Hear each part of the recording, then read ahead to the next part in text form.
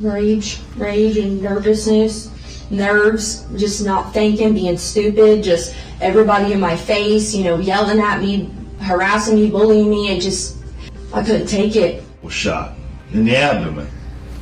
Is on life support right now because you shot him. Alone, I cannot believe that someone actually got shot and is on life support because of my fucking stupid actions right now. It's 5 a.m. on New Year's Day. A man is bleeding on the ground of a front porch in Clear Creek Township, Ohio. An innocent bystander, someone who had nothing to do with anyone's relationship drama, is now fighting for his life. And at the center of it all, a woman who claimed she was just trying to get her husband's attention. This is the story of Olivia Clendon, a story about jealousy, manipulation, and one moment of blind rage that changed multiple lives forever. Stay with us, because this interrogation footage is unlike anything you've seen. Who's hit? He's laying on the ground right here. Somebody pulled up and shot right through the. He was sitting right here fucking scared. He's literally laying there bleeding. Oh. Leg? Hey, you alright? 13, send medics in. Shot in the stomach. Do you guys have any idea who it could be? Why? The police are helping. His wife, my ex-girlfriend. Okay. Alright, I can pull up, please, bro, please. Medics are here, man. Medics are here. I heard one bullet. Why do you think your ex did this? It literally happened tonight. Huh? It literally happened tonight. We both caught onto it. Caught on to what? 3 years. So yeah, my wife, I've been with her since 9/16/13. She found out that me and her current boyfriend were hanging out tonight. We went to the bar. We came back here, decided to drink some drinks here. And she's apparently been waiting at my mom's. We had a drive-by shooting on the road. Yeah. We got one head to the hospital. Hang on a second. She's claiming to be the only one in the vehicle. However, the passenger door was open and there is a second cell phone on the floorboard. They've not touched anything in the car. Yeah, I heard all this. Why do we have to repeat it? For a minute. I believe that's going to be our subject, so just have them detained and hold for now. Drive-by shooting on the road. Guy sit on the front porch and takes one in the stomach, and she drives off and crashes her Jeep. So it sounds like we have a possible suspect in custody right now. Let's pause here for a second, because what just happened is important. Within minutes of the shooting, police already have a name: Olivia Clendon, a 28-year-old dance instructor from Ohio. She didn't make it far. After allegedly firing at the house, she crashed her mother's Jeep nearby. Officers found the car with both doors open and, critically, a firearm and magazine on the ground outside the vehicle. She told police she was alone, but the evidence was already telling a very different story. Now, let's follow the detectives as they sit down with Olivia for the first time. Let me ask you first of all, do you know why you're here? You don't have a clue.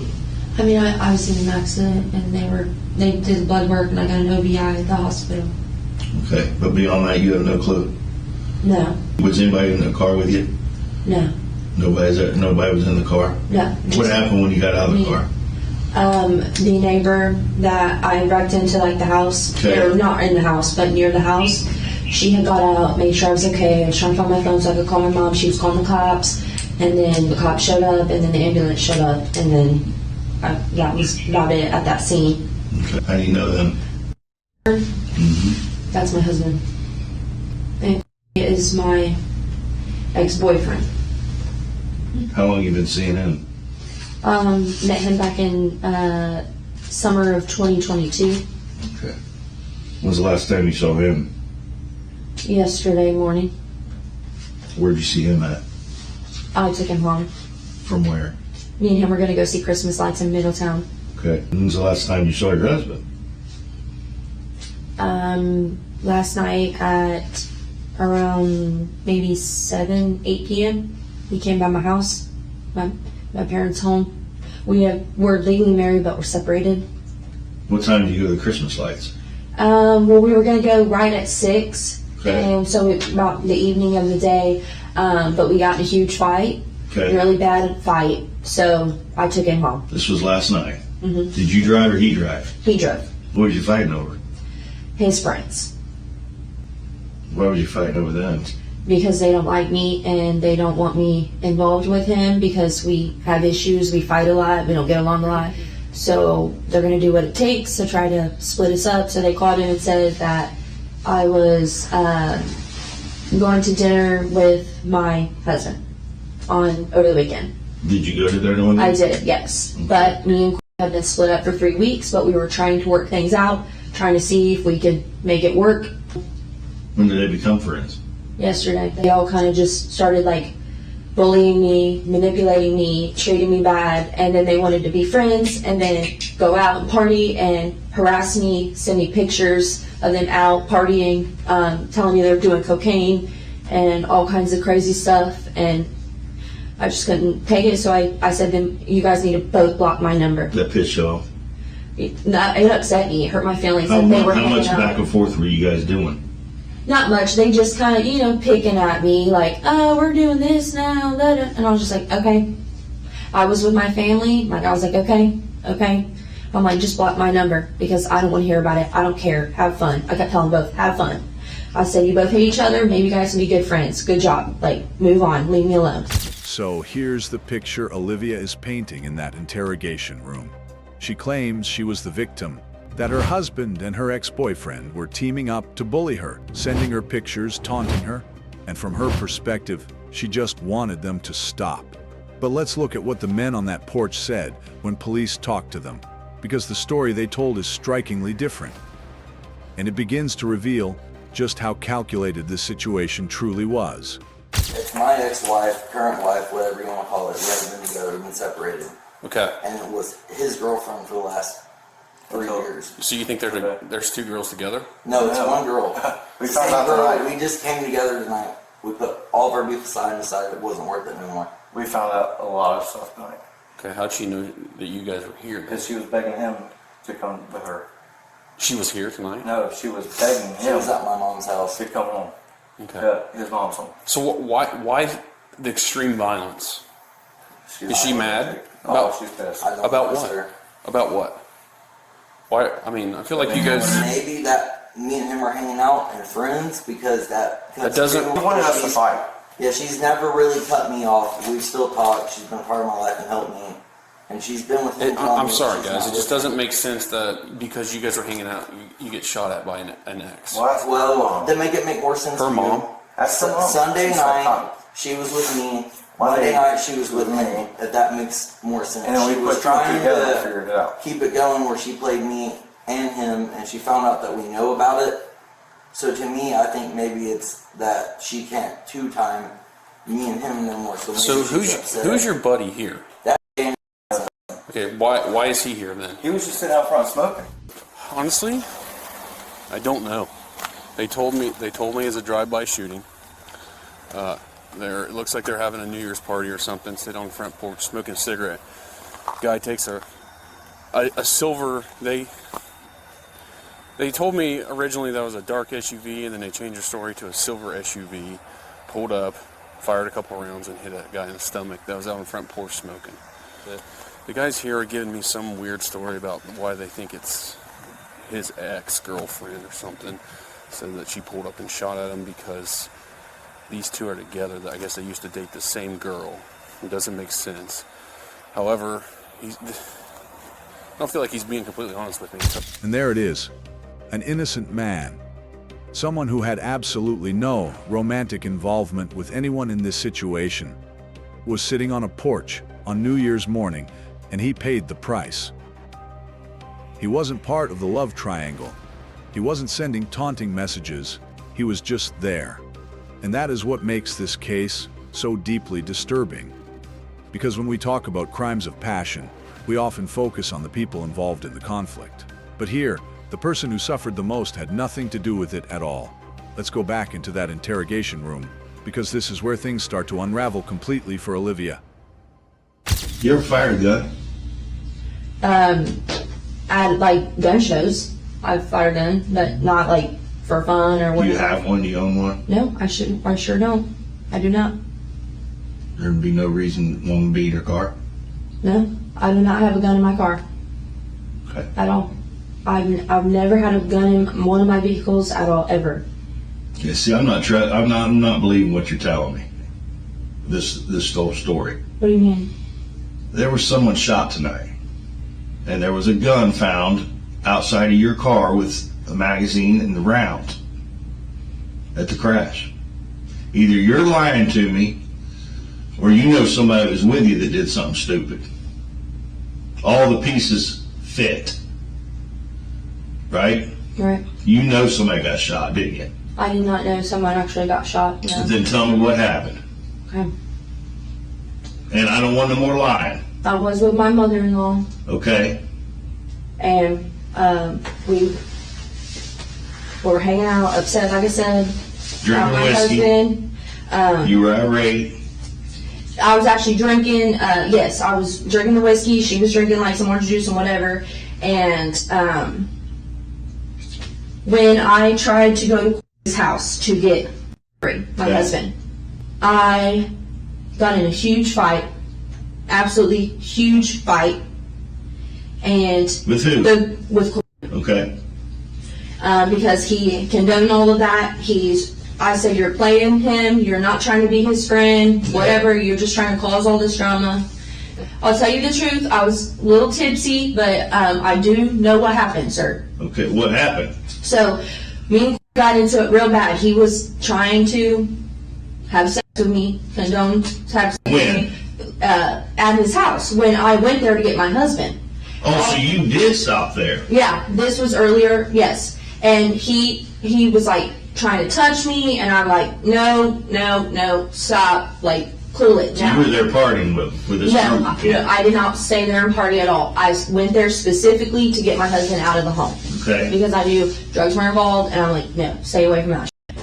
And then they started getting kind of a little rowdy, the men, and gave me that gun. So my gun's probably somewhere involved in between. Because my gun's missing. Your gun's missing? Yes. When did it go missing? A long time ago. For what? To kind of scare him. Okay, then what happened? Well, when I started to leave, they was talking shit, running after my mom's car, freaking me out. Shot it. You shot it. Correct. Who'd you shoot? I just shot at the house, literally, just the house. I did not know anybody had gotten hit. Where was your car? Nothing mom's car like at? that. We were getting out of the driveway of my mom's Jeep How many times you shoot? twice. And the gun was given to me by who said, here, just take this. I don't care who Stand gave along. you the gun. You pulled the Stand along. trigger, am I right? Right.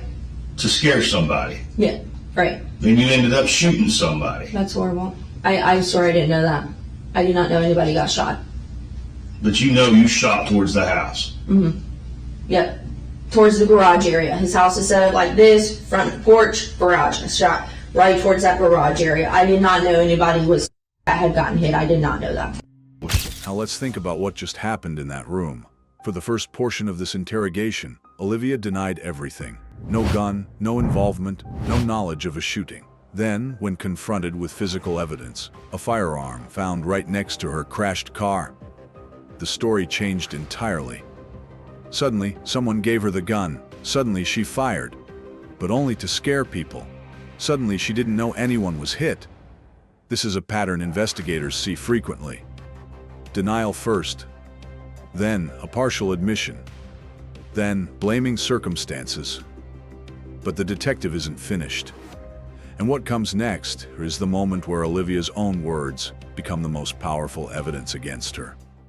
Rage and nervousness, nerves, just not thinking, being stupid, just everybody in my face, yelling at me, harassing me, bullying me, and just, I couldn't take it. I should not have had that gun. I should not have went there. I should have left alone. I cannot believe that someone actually got shot and is on life support because of my fucking stupid actions right now. Like, can't honestly believe that. Did they say his, survival chance or anything for I don't know that yet. that he was friends with men That's I why you knew and shot. stuff, and That's why you shot. You were pissed off. the wrong person, and is paying for it because I'm a dumbass. Yep. I swear I did not know anybody was hit. But you didn't even stop to check on anybody. No, You just fired You fired the two. You did what? 2 shots and I just skirted off. How did you get the gun again? It was his gun. Okay, where did you get it from? He handed it to me from his top drawer in his bedroom. Correct. What did he say to you? He said, "Here, take this. Just scare him off. Just scare him off." That was the only thing he used. He did not say anything else. So then you went outside with it in your hand. And then they started running their mouth, bigger and bigger and bigger, And you were getting whatever. I was getting more rage. More rage was building up, and I was like, "Leave me the f*** alone." They were like, blah blah blah. And as I'm leaving, they're like running after, like, "F*** you, you're a dumb bitch," like all this stuff. And it was just like. Were you walking away? No, I was in my car leaving. Okay. And going, and I was just, and they whatever, and I was just like, "Leave me the f*** alone," and they drove off. So where was she at the crash? No, she wasn't with me at the crash. She did not want any part about what happened. She had gotten out. Where'd she get not gotten out. But the gun was still in the car. But when I crashed, I'm assuming the gun flew out the car. But it was still in the seat, like the floor seat of the passenger. So did your mother-in-law ever get out and confront these? No. She stayed in the car. Mm-hmm. Did she know you had a gun when you got in the car? Yes. Because she knew Corey gave me the gun. Because I said, "Corey, just don't." What did she say about that? Nothing. She didn't have anything to say. She just did not say. After you shot, what happened? What did she say? Was freaking out. She was screaming, yelling, "Let me out, let her out." Where'd she go? I have no idea. Where'd you let her out? I have not have spoke to her since McLean. After she gets out of the car, you go to back up, you swing the car around, you fire 2 shots. Or she dropped her off at the top of the hill. Yeah, she drives up. She tells you, "I want out of the car." Yes. She gets out. And then I started. She was not involved in that crash. Nope, not one bit. The crash was me alone, 100%. Okay. Why was the driver's side door open? The driver. And the passenger? Because I couldn't get to my phone. My phone had fell over on the passenger side, and I tried from the outside to open the passenger door. The door, it wouldn't open. So I had to get from the driver's side to open the passenger door, to open that door just to get my phone, because it had fell between the door and the seat, because I was trying to call my mom, because the neighbor had already said, "I'm going to call the cops, it's okay, sweetie, da-da-da-da-da." I'm like, "Thank you." I said, "I'm just trying to find my phone so I can call my mother." Okay.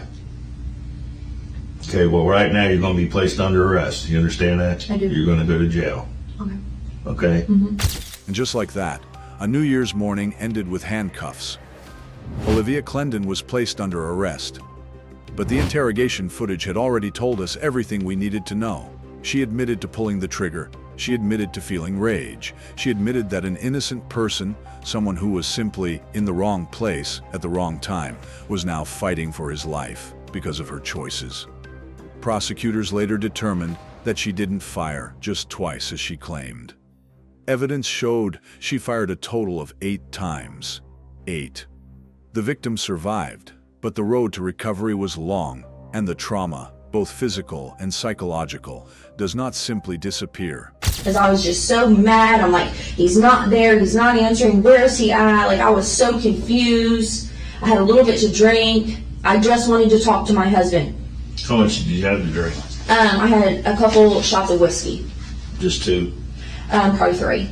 So with And I had them, yeah, and I let them take like blood tests from me at the hospital and all that, and I agreed to do that and whatnot. I didn't care at all.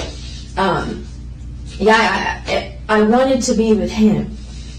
I thought he didn't want to be with me. I'm sorry. It really upsets me. He knows I love him, and he knows the stuff I've been through. Yeah, but I have to get rid of. Has his own house right now. Me and are married, separated. We both live with our parents. More. when you left the house. More. Yes, because I wanted to be with him. I wanted to see him. He was still waking up. I drove by his house. His car was not in the driveway. So I'm like, "Where's he at?" And that's when I started really like getting pissed. Like, "Oh my God, like I just need to get home." Like, I'm so mad right now because I was going to start calling my husband off of my mother's phone. So I was trying to get home. I'm like, I'm going to call him from my mom's phone. I know he'll answer that phone call. And then still to answer, Rhett called him. He finally answered. And I was like, okay, thanks a lot. What's really going on, dude? I really think that maybe my wife had Okay, something so to do with this. here's the problem I have, man. I don't buy that story. I don't see why your ex would shoot at you guys just because you're hanging out. I mean, I understand that, and I understand why maybe you wouldn't understand that, and I really don't know if she would do that or not, to be honest with you. It sounds a little far-fetched. That's a little bit more than I could see her personally doing, but she's been with him off and on for the last 3 years, and during that whole time, she's been telling me she was going to come back. Is she okay? Get back together. I can believe a little more if she's mad that there's females here. See, I don't know if she knows that or not. Was she not here invited to this party? No, sir. Okay. I just find it hard to believe. Yeah, well, she knows that me and him were together because I told her that I was going to hang out with him and we're going to just be cool. Like, there's no reason to not be the bigger person here. Okay. The victim ultimately survived the shooting, and Olivia was charged with attempted murder, 2 counts of felonious assault, and illegal discharge of a firearm at or into a habitation. After pleading not guilty to the charges, court records show she was later found guilty by a jury and sentenced to 16 to 20 years behind bars.